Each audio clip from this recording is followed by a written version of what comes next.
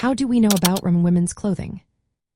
Have you ever wondered how we gather information about what women wore in ancient Rome? The details come from various sources that help us understand their clothing styles, social meanings, and how these garments evolved over time.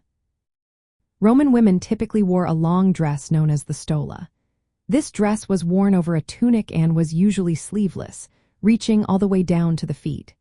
The stola was traditionally made from wool and served as a symbol of respectability and marital status. Women often added a woolen mantle called a palla for extra coverage during formal occasions. The tunic worn underneath was fuller and longer than those worn by men, usually extending to the feet and made from linen or wool. In the earlier periods of Roman history, women's clothing was simpler and resembled men's tunics and togas.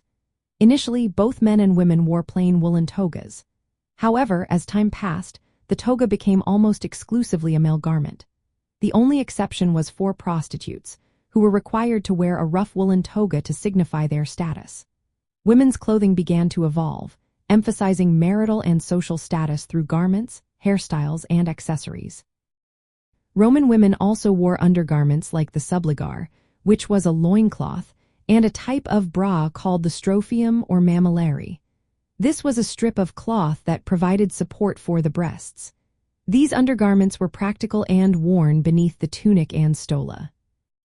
The styles and colors of women's clothing varied. For instance, women's dresses were sometimes in pale rose or aqua, while men typically wore more subdued colors. However, the overall style of women's clothing remained relatively simple. Social distinctions were often expressed through elaborate hairstyles and jewelry rather than through drastic changes in clothing style.